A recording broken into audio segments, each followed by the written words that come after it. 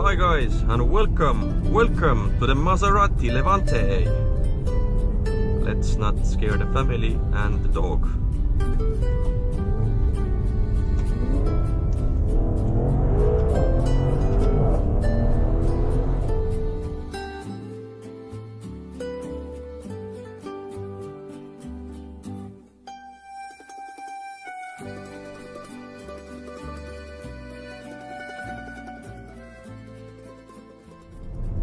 And this is no regular Levante. As you probably heard, this is the V8 version.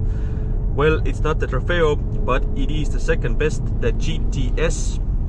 And what this means is this is a twin turbo V8 producing 530 horsepower and 750 Newton meters of torque or thereabout. And this means this car will do 0 to 100 kilometers an hour in 4.1 or 2, I can't remember. Anyway, in the low 4-second range. The Levante was introduced in 2016. First there was the regular Levante with a V6, then there was that then there was a S version, and in 2018 they introduced the V8 versions, one with 530 horsepower and the Trofeo with 580, I think. There is very little between them. Car reviewers who have driven both said that yes, the Trofeo is a bit harder and it has a Corsa mode, but the GTS is just as good basically. You really can't tell the difference because, you know, the horsepower gap is very little and they both are very fast indeed. I'm gonna check the acceleration, so I'm gonna launch this car right now.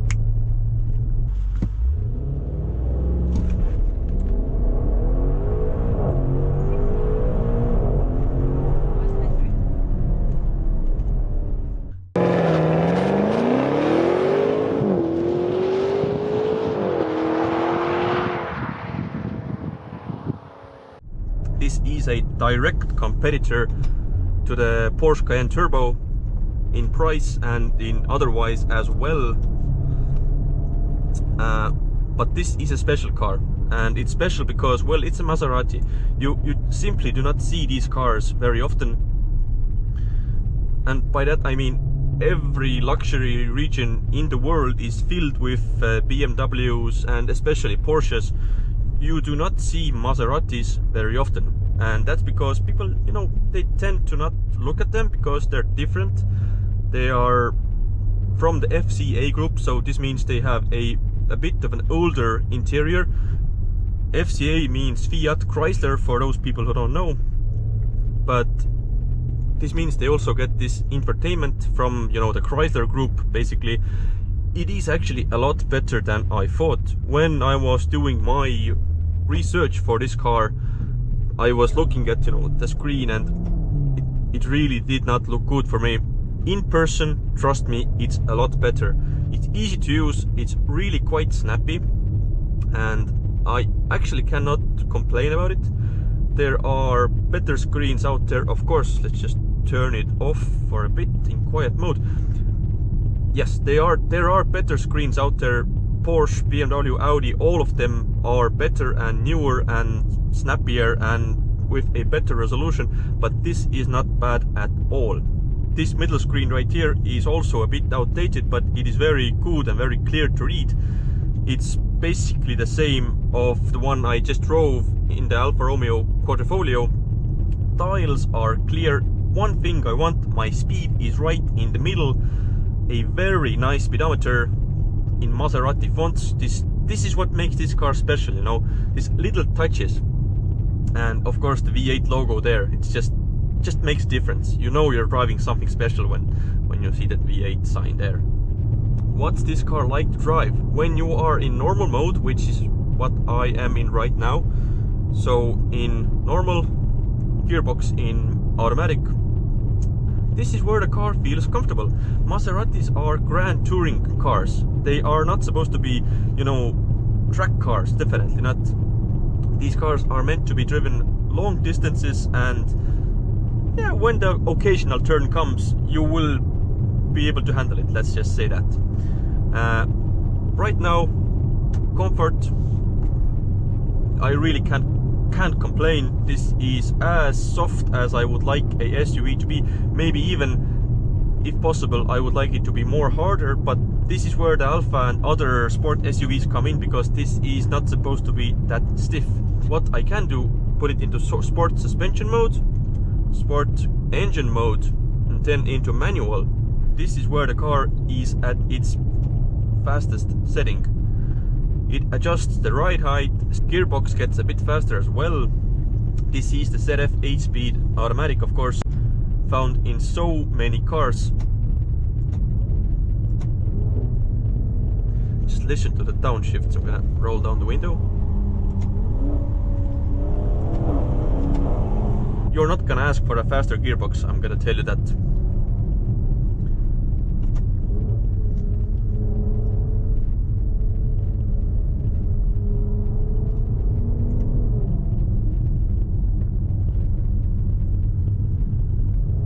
So let's take a quick look on the outside, because there are so many big bugs out there who want to bite me. What is new in the, let's say, facelift version? Newer headlights. They have a longer design here, LED daytime running lights, of course. A big Maserati grille, trident. Here, very nice design indeed. Front camera as well. Wheels and tires, what we have? We have two 6.5/40 21-inch in the front, and these are Pirelli P0s. In the rear, 2.95/35 21-inch, sorry. From the rear, this isn't my favorite look of the car. In the front, I think it looks the most mean. The rear is a bit too Chrysler, if you ask me. The rear lights just don't work for me. Go away, stupid buggers. Anyway, rear boot is also operated by a foot. Yep. A very big boot, big enough for basically everything you could ask for. The button to close the boot, it takes ages to work. See, I push the button, like 5 seconds, and then it works. Okay. Ooh, too many bugs. Get away. Anyway, sitting at the back, what can I tell you? The materials feel absolutely perfect. Perforated Nappa leather, and the red interior just suits this car so well. Cup holders, a nice handrest, everything you touch and feel is absolutely top-notch quality. This car also has the Bowers and Wilkins stereo, which is absolutely a joy to hear. No sunroof here, unfortunately. Okay, let's go to the front again.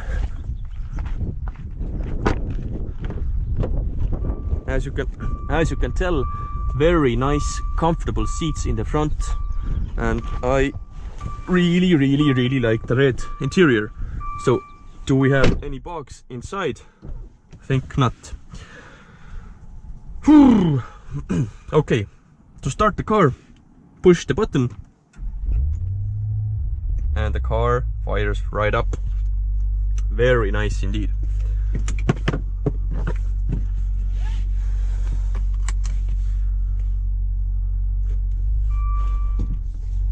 Let's just back out of here because I don't want to go there and turn around.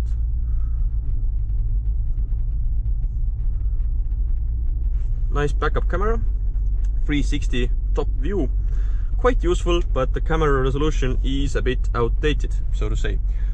For a car that costs roughly 150,000 euros, I probably would want more, but that's not a big problem in my mind, because this car is about the driving feel and the emotion you get while driving it.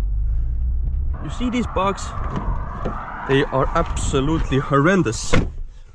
I actually forgot to mention another cool feature about this car. This has pillarless doors. So, see? Very nice, like a sports car. Let's just close up because I do not want to get eaten by the bugs. This car also has Apple CarPlay. Right now we are going to a manor right nearby here. You can see your ways very clearly. It's easy to read. You have, you know, Spotify and your phone, etc. But as I was saying, the Maserati feels special. You see this logo here and all the leather everywhere, just gorgeous, gorgeous, gorgeous. This car feels special, and I have driven most of the, you know, high-end luxury SUVs except for the Rolls-Royce. This feels almost Urus kind of special in here, and it's like a third of the cost or something like that. But no, not a third, like half of the cost. But the cost is a bit problematic for this car, I think, because 170,000 euros list price with all the options this car has. It's a bit steep, but it is Cayenne turbo money, so they have to compete. So I guess that's okay. If you have the money, why not? And if you're thinking, maybe I should get the Cayenne because it has a better dealer network or a better reputation. If you want the Maserati, just go right ahead and buy the Maserati. This is every bit as good as a Cayenne. Trust me, it really is. I actually forgot to mention the most important feature about this engine. This is a Ferrari built engine, not a Ferrari derived engine. This is basically a Ferrari engine under the hood.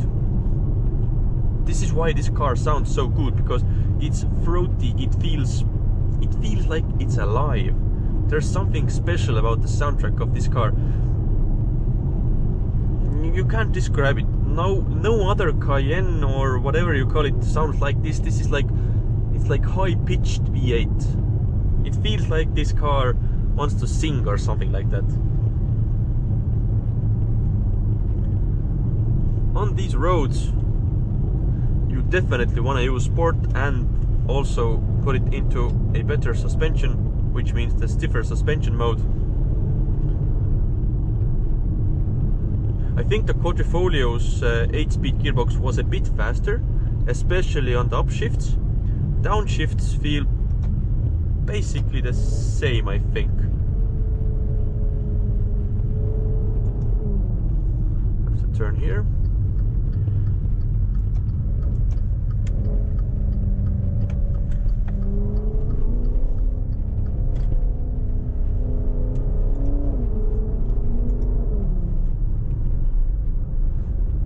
These pedals feel very good as well. No plastic here, nowhere. This feels amazing. Aluminum all the way, or aluminium, whichever you want it. This feels special. Just like the Alpha, it just gives it so much of a nicer drive.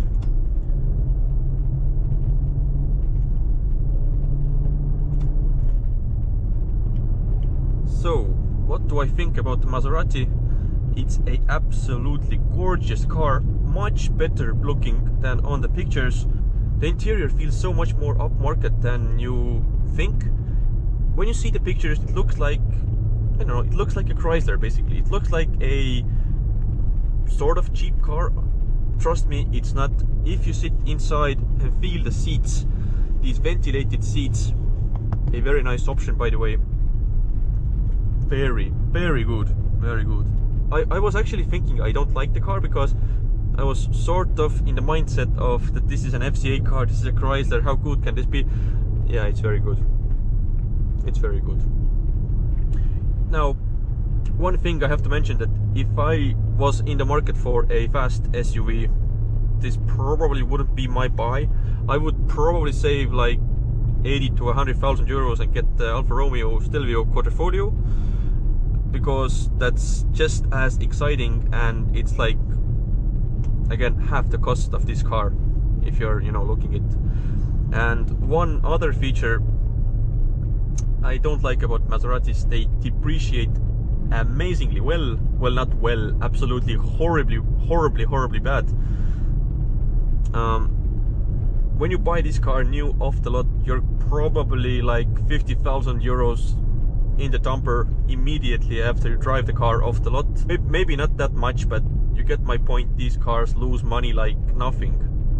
So if you have the money and you're not afraid to lose it, or you're not gonna lease it and you don't even want to worry about it, then it's not a problem. Better even if this is a company car for you and you just don't care about the price or the depreciation, just go ahead and buy it. This is an amazing car, and yeah. Thank you for watching. Please consider subscribing, because like 1.7% of you are subscribed to my channel, others are just viewers. So please consider subscribing. I would deeply appreciate it. And yeah, see you again, guys. Bye bye.